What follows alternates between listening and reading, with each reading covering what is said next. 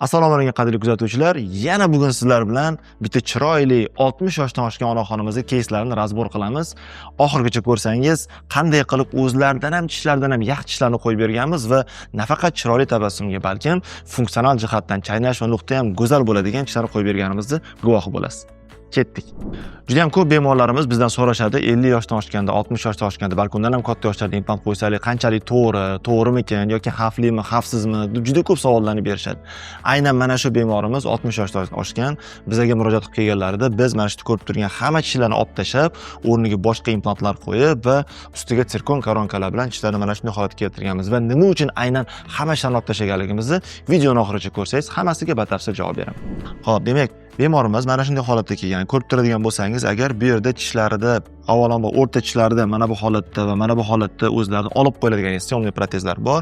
Bundan tashqari tepalarda bir ancha yillar oldin, 10 yil, 15 yil oldin qo'ydirgan metall keramik koronkalari bor va qolaversa bu yerdagi bosimlarni noto'g'ri taqsimlash orqali o'zlarining tishlarida ham periodontit va parodontoz kasalliklari bo'lish hisobiga tishlarda qamalash darajasi oshib ketgan. Ko'rib turganingizdek, gigiyena ham nazorat qilib bo'lmas darajada yomon ahvolga tushib qolgan va borib bu yerda chaynodagi muammolarni keltirib chiqargan.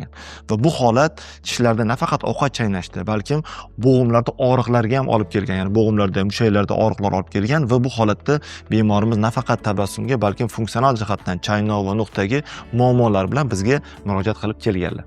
Demak, keling endi siz bilan birga ushbu bemorimizni rentgenlarini ham bir sizlar bilan muhokama qilsak. Demak, rentgenlarni ko'radigan bo'lsak, bu yerda suyaklarning darajasi, atrofiya darajasi har xilligini ko'rishimiz mumkin. Ayniqsa, pastlarda atrofiya darajasi juda ham kuchli, ya'ni tishlarda suyaklar atrofida suyaklar juda ham cho'kib ketgan. Vaholanki bilishingiz uchun suyak mana bu joyda turishi kerak edi. Mana bunda ham misol uchun suyak teparoq turishi kerak. Shuning uchun biz shunday narsa qildikki, mana bu parodontit, parodontoz bo'lgan tishlarning barchasini olib tashlagan holatda, lekin faqat saqlab qoldik. Mana bu jag'dagi tishlarni saqlab qoldik. Chunki bular tirikligi va atrofidagi suyaklar ahvoli yaxshiligi uchun saqlab qolindi va priks balandligini to'g'ri o'zlariga mos va xos bo'lgan holatida adekvat to'g'rilash uchun ham bu vaziyatda saqlab qolindi. Shundan so'ng olib tashlaganimizdan keyin biz одна momentda, ya'ni olgan zahoti o'rniga implantlar o'rnatdik.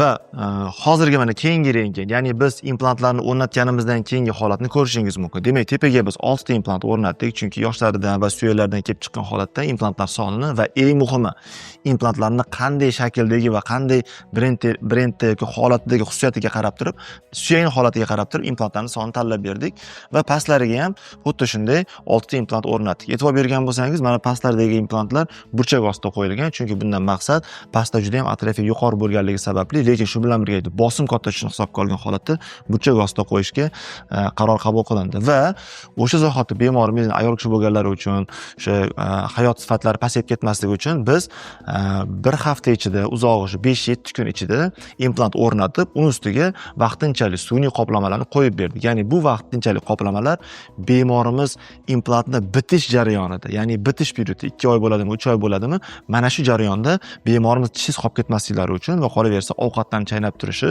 va tishlarga, ya'ni implantlarimizga birlamchi bosimni berish uchun, chunki birlamchi bosim ham implantlarni tezroq yaxshiroq bitishiga o'z ta'sirini ko'rsatadi. Shundan so'ng ma'lum bir vaqt o'tgandan keyin, ya'ni 2 oymi, 3 oymi vaqt bu bemorimizda implantlar bitishi, maxsus implantlar tanlaganimiz uchun bu implantlarni bitish tezligi ham yuqori va atrofiga suyak yiqishi ham yaxshi bo'lgan kuchli implantlar tanlaganmiz. Shuni hisobiga biz 2 oydan so'ng doimiy protezlar yasash etapiga o'tdik. Lekin bilamizki, bemorimiz ancha yillardan beri shu prikuslar noto'g'ri bo'lganligi hisobiga biz nafaqat koronka qo'yib ustiga tish qo'yib berish, balkim shu holatda funksiyani ham to'g'ri tiklab berish. Ya'ni jag'lar biz qo'yayotgan implantlar va koronkalar uzoq yillar davomida to'g'ri, stabil, barqaror xizmat qilishi uchun prikuslarni ham to'g'rilab berganmiz. Shu nuqtai nazardan biz bunday holatda mana bunday vaqtinchalik koronkalar o'rnatib berganmiz. Ya'ni vaqtinchalik koronkalarning asosiy maqsadi bo'lajak tishlarni, bemorimiz uchun bo'lajak tishlarni baholash, ya'ni estetikasi, qanday holatda yopilishi, ochilishi, o'ziga holatiga qanaqa mos bo'lishlari kabi biz stomatologlar uchun eng muhim jihatlardan bittasi, ya'ni mana shu holatda funksiyani tekshirib olish imkoniyatini beradi. Chunki ancha yildan beri noto'g'ri prikusga moslashgan bemorni to'g'ri prikusga adaptatsiya qilish jarayonimizda временный koronkalar orqali biz jarayonni tekshirib olishimiz mumkin. Boshqa qilib aytganda, bu koronkalar biz uchun cho'rnavik vazifasini bajarib beradi. Ya'ni qanaqa to'g'irlash, ko'tarish, tushirish yoki prikusni to'g'irlash jarayoni bo'ladigan bo'lsa, aynan mana shu koronkalarda amalga oshirilib, barcha test drive deydi, barcha tekshirish ishlarini amalga oshirib olamiz. Bu vaziyat bizga katta tekshirib olish imkoniyatini beradi. Demak, hozir ko'rib turgan jarayon biz o'sha boyagi siz ko'rgan временный koronka, ya'ni vaqtinchalik koronkani og'iz bo'shlig'iga topshirgan paytimiz. E'tibor bergan bo'lsangiz, bu yerda estetik jihatdan hech qanday xuddiki doimiy ishlarga o'xshagan shaklda bo'ladi. Lekin buni tarkibi albatta doimiy ishlarga qaraganda shu plastmassalik bilan farq qiladi, lekin funksional jihatdan, estetik jihatdan juda ham aniq bo'ladi. Chunki bizga tekshirib olish juda ham qulay kerak bo'ladi. Va og'iz ichidagi holatni agar ko'radigan bo'lsak, og'iz ichida, ya'ni milklarga bo'lgan holati, milklarni qanaqa darajada ezib turibdi. Bundan tashqari shakli, uzunligi, bemorimiz yuziga, yuz shakllariga mos tushyaptimi yo'qmi, balandliklari, prikus balandligi uchun mos bo'ladigan darajadami yo'qmi. Mana shularning hammasi mana bu bosqichda, ya'ni asosiy bosqichda tekshirib, test drive qilib, barcha to'g'rilanish kerak bo'lgan joylar mana shu jarayonda aniqlashda tekshirib olinadi. Biz bemorimiz bilan barcha tekshiruv ishlarini amalga oshirib olganimizdan keyin, adaptatsiya jarayonini amalga oshirib tugatganimizdan keyin bemorimizda hech qanday qiyinchilik qolmaydi. Chunki hamma narsa adaptatsiya bo'lgan, mushaklar kerakli darajada, bo'g'imlar o'zini joyida turibdi, prikus balandliklari, okklyuziya funksiya, o'sha nafaqat tabassum, balkim o'sha tabassum go'zalligi uzoq vaqtga yetish uchun kerak bo'ladigan barcha amaliyotlar tekshirib to'g'rilab olgandan keyin bemorimiz bilan kelishib biz doimiy ishlar etapiga o'tamiz. Ya'ni bu etapda biz bemorimiz bilan gaplashib oladigan joyimiz, ya'ni shakllari aniq, bemorimiz o'ziga yoqqan, yoqmagan bo'lsa to'g'rilashimiz ham mumkin. Eng muhimi demak rangi va qanaqa materialdan yasashimiz.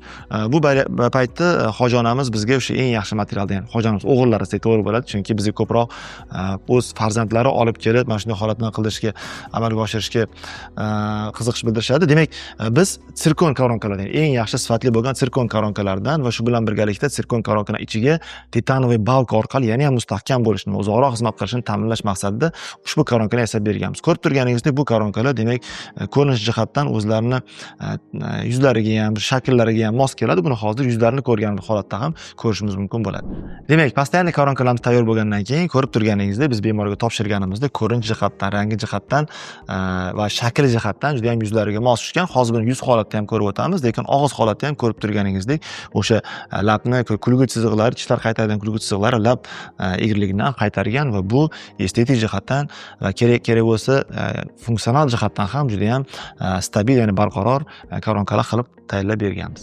Va nihoyat eng o'zimga juda ham yoqadigan payti, ya'ni ishimiz eng ko'rinadigan payti, mana bu holatni biz yuzlari bilan rasmini ko'rib turibsizlar. Ya'ni tishlarimiz o'zlari bilan maslahatlashgan holatda, rangi, shaklini tanlagan holatda to'g'rilab bergan ishlarimiz mana shunday ko'rinishda bor. Ko'rib turganingizdek, tishlarning rangi ham o'zlarining yuz shakllariga, kulgulariga, barcha holatlariga juda ham mos tushgan. Bizning asosiy vazifamiz tishlarni to'g'ri, go'zal va tabassum qilish, lekin shu bilan birgalikda bemorda sun'iy emas, balki tabiiydek ko'rinishi biz uchun eng asosiy maqsadlardan biri hisoblanadi. Chunki yoshi katta bo'lgan insonlarimizda ko'proq tishlar tabiiy ko'rinish va shu bilan birgalikda eng muhim jihat funksiya yaxshi bo'lishi va bu bilan birgalikda bo'g'im, mushaklarda ortiqcha keraksiz zo'riqishlar bo'lmasligi eng muhim jihatlardan bittasi hisoblanadi. Eng ko'p beriladigan savollardan bittasi, umuman o'zi mana shu jarayonda to'liqligicha qancha vaqt oldi deb. Bu hojonamiz misolida bu vaqt bizga 2 oydan 3 oygacha vaqt ketdi. Nima uchun aynan bunday qisqa vaqt? Chunki biz bu yerda implantlarni, maxsus implantlardan foydalanganmiz. Ya'ni biz bularni kuchli implantlar deb aytamiz, chunki bu implantlar bitish jarayonini tezlashtiradigan, ya'ni atrofiga osteointegratsiya jarayonini tezlashtirib beradigan implantlar hisoblanadi va shu bilan birgalikda to'g'ridan-to'g'ri, ya'ni implant qo'yilgan zahoti bir hafta yoki undan ham qisqa vaqt ichida ustiga bemalol o'sha vaqtinchalik koronka qo'yish imkoniyatini beradi.